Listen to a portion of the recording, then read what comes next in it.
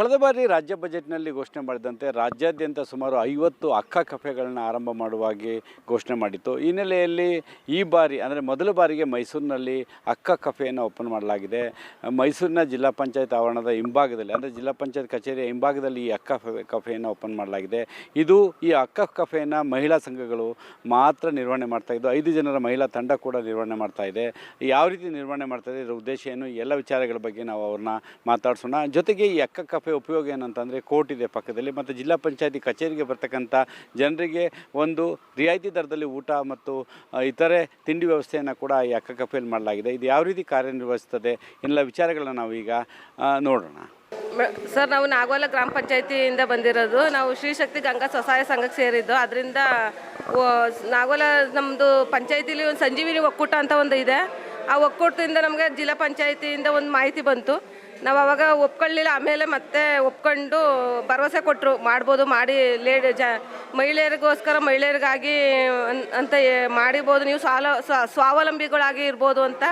ಅದಕ್ಕೆ ನಾವು ಪ್ರಯತ್ನ ಪಟ್ಟು ದೃಢ ನಿರ್ಧಾರ ಮಾಡಿ ಮಾಡ್ತಾಯಿದ್ದೀವಿ ಸರ್.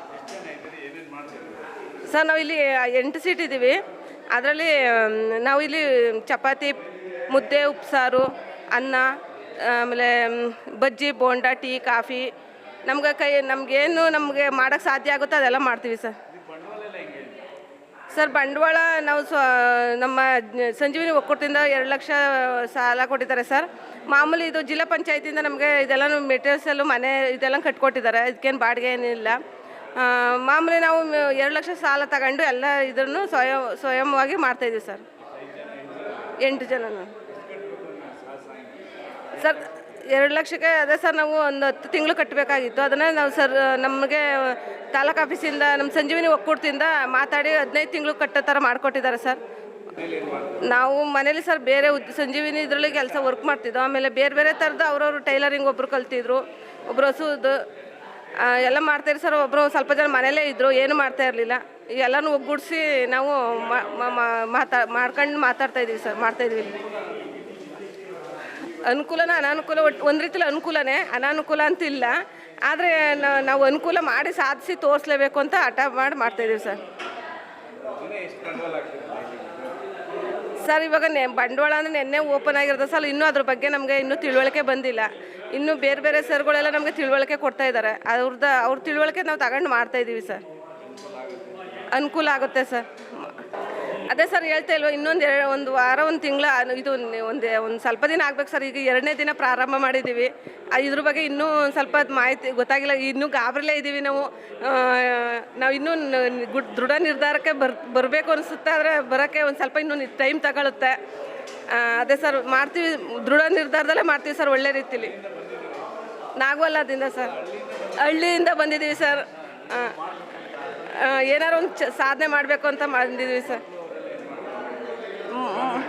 ಫ್ಯಾಮಿಲಿ ಎಲ್ಲ ಸರ್, ಯಜಮಾನ್ರು ಗಾರೆ ಕೆಲಸ ಹೋಗ್ತಾರೆ, ಮಗ ಆಟೋ ಓಡಿಸ್ತಾನೆ ಸರ್. ನಾನು ಸರ್ ಮನೇಲೇ ಇದ್ದೆ ಸರ್. ನರ್ಸರಿ ಕೆಲಸ ಅಂತ ಮಾಡ್ತಿದ್ದೆ ಮೊದಲು. ಅದಾದಮೇಲೆ ಸಂಜೀವಿನಿಲಿ LCRP ಆಗಿದೆ. ಇವಾಗ ಇದಕ್ಕೂ ಬಂದಿದ್ದೀನಿ ಸರ್, ಪುಷ್ಪಲತಾ ಸರ್, ನಾಗವಾಲ ಪಂಚಾಯತಿ ಸರ್. ನಮಗೆ ತಾಲೂಕು ಆಫೀಸು, ತಾಲೂಕು ZP ಅವರು, ತಾಲೂಕು ಆಫೀಸ್ನವರು ನಮಗೆ ಗಟ್ಟಿ ನಿರ್ಧಾರ ಮಾಡಿ ಅಂತ ನಮಗೆ ಧೈರ್ಯ ಕೊಟ್ಟಿದ್ದಾರೆ. ಅವ್ರದ್ದೆಲ್ಲರನ್ನೂ ನಾವು ನಂಬಿಕೆ ಉಳಿಸ್ಬೇಕು ಸರ್. ಏನು ಸರ್, ಮಾಡ್ತೀವಿ ಅನ್ನೋ ಧೈರ್ಯ ಮಾಡಿ ಅಂತ ಧೈರ್ಯ ಕೊಟ್ಟಿದ್ದಾರೆ. ಮಾಡೇ ಮಾಡ್ತೀರಾ, ನಿಮ್ಮ ಕೈಲಿ ಹಾಗೇ ಆಗುತ್ತೆ ಅಂತ. ಅದನ್ನೆಲ್ಲ ಉಳಿಸಲೇಬೇಕು ಸರ್. ನಾವು ಓನ್ಲಿ ಮಹಿಳೆಯರು ಮಾತ್ರ ಸರ್. ಮೈಸೂರು ನಗರದಲ್ಲಿ ಆರಂಭ ಇರ್ತಕ್ಕಂಥ ಮೊದಲ ಅಕ್ಕ ಕಫೆಯನ್ನು ನಾಗವಾಲ ಪಂಚಾಯಿತಿಯ ಒಂದು ಗ್ರಾಮದ ಸ್ವಸಹಾಯ ಸಂಘದ ಒಂದು ಮಹಿಳೆಯರು ನಿರ್ವಹಿಸ್ತಾ ಇದ್ದಾರೆ. ಇವತ್ತು 2ನೇ ದಿನ. ನಿನ್ನೆ ಓಪನ್ ಆಗಿದೆ, ಇವತ್ತು 2ನೇ ದಿನ.